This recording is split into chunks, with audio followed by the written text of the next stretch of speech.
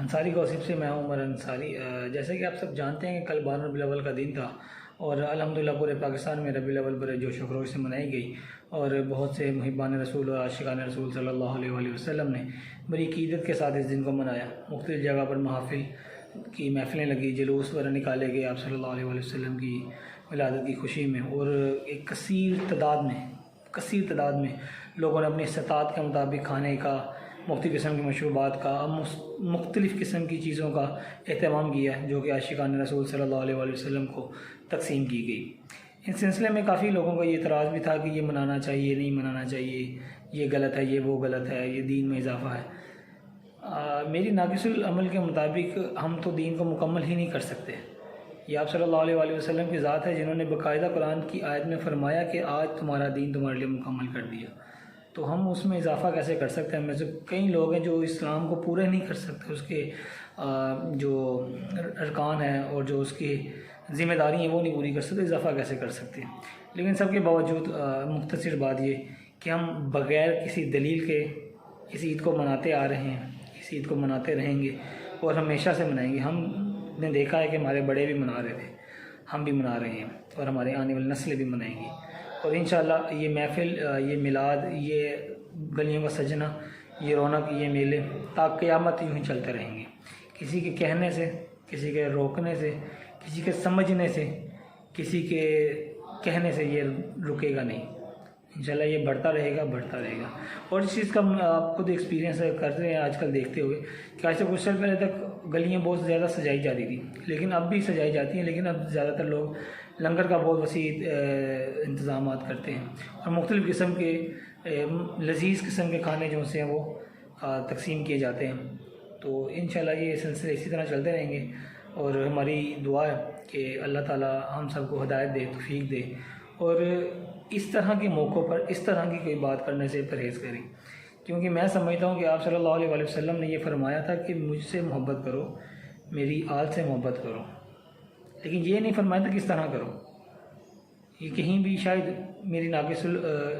علم کے مطابق کہیں لکھا بھی ہو جو مجھ تک شاید نہیں پہنچا، اور کسی کو پتہ ہو تو میری رہنمائی ضرور کرے، لیکن سرکار کی ذات میں یہ نہیں فرمایا کہ کیسے کرو۔ ہر علاقے کے لوگوں کا، ہر ملک کے لوگوں کا ایک علیحدہ رسم و رواج ہوتا ہے اس موقع کو منانے کا، اس موقع کو انجوائے کرنے کا۔ انجوائے نہیں کہہ سکتے، لیکن اس طرح کے جو سے آپ صلی اللہ علیہ وآلہ وسلم کی یہ مبارک دن ہے، اس کو منانے کا ہر قوم کا، ہر قبیلے کا، ہر ملک کا، ہر شہر کا ایک علیحدہ انداز، علیحدہ طریقہ کار ہوتا ہے۔ تو یہ کام چلتا رہے گا، لیکن ہم اللہ سے دعا ہے کہ اللہ ہدایت دے، اور اس طرح کے موقعوں پر اس طرح کی نفرت پھیلانے والوں سے بھی ریکویسٹ ہے کہ جو چیز نہیں اچھی لگتی اس کو اگنور کر دیں۔ لازمی نہیں ہر چیز کا جواب دینا ضروری ہے، اور ہر چیز میں اپنی ٹانگ اڑانا ضروری ہے، ہر چیز کو نفی کرنا ہی ضروری ہے۔ یا تو پھر آپ ثابت کر سکتے ہیں تو لیکن کریں، ثابت کرنا چاہتے ہیں تو کریں، لیکن جو کر رہے ہیں ان کو نہ روکیں، آپ ان کو نہ روکیں، کیونکہ ہمارے ملک میں ہمارے علماء کرام نے الحمدللہ پہلے بہت ہی زیادہ نفرت کے بیج بو دیے ہوئے ہیں۔ اب کوئی عالم جو ہے اب وہ ایک دوسرے کو سننے کو تیار ہی نہیں، اور سب سے بڑا مسئلہ یہ ہے کہ جن علماء کرام کو لوگوں کی تبلیغ کرنی تھی، لوگوں کو تبلیغ کرنی تھی مختلف مذاہب کے لوگوں کو، وہ الحمدللہ اپنے ہی لوگوں کے اندر اتنی نفرت بانٹ چکے ہوئے ہیں کہ وہ اب دو فرقوں کے لوگ آپس میں بیٹھ نہیں سکتے، کھا نہیں سکتے، پی نہیں سکتے، رشتے نہیں کر سکتے، ہمسائیگی نہیں برداشت کرتے ایک دوسرے کی۔ تو یہ کیسے معاشرہ جو سا سروائیو کرے گا؟ الحمدللہ یہ وہ لوگ تھے علماء جن کی یہ ذمہ داری تھی کہ مختلف مذاہب کے لوگوں کو اسلام کی طرف راغب کریں، لیکن معذرت کے ساتھ انہوں نے اپنے ہی لوگوں کو اتنا متنفر کر دیا اور اتنی ایک دوسرے کے دلوں میں نفرت ڈال دی، کسی نے صحابہ کے بارے میں، کسی نے اولیاء کے بارے میں، اور نعوذ باللہ کئیوں نے تو انبیاء کو بھی نہیں چھوڑا، نعوذ باللہ۔ تو لیکن میری ریکویسٹ ہے کہ اللہ ہمیں اس جو فتنے کا دور ہے اس سے بچائے، اور ہمیں اپنی حفظ و امان میں رکھے، اور ہمارے دین کی حفاظت فرمائے۔ ہماری بھی ذمہ داری ہے جہاں تک ہو سکے اپنے دین کی حفاظت کریں، لیکن اللہ بھی ہمیں اس کی حفاظت کرنے کی توفیق عطا فرمائے۔ اب سب سے بڑا مسئلہ یہ ہوتا ہے کہ کوئی بندہ مسلمان ہونا چاہے تو اس کو پہلے یہ چیزیں سامنا کرنی پڑتی ہیں کہ وہ مسلمان کون سا ہو،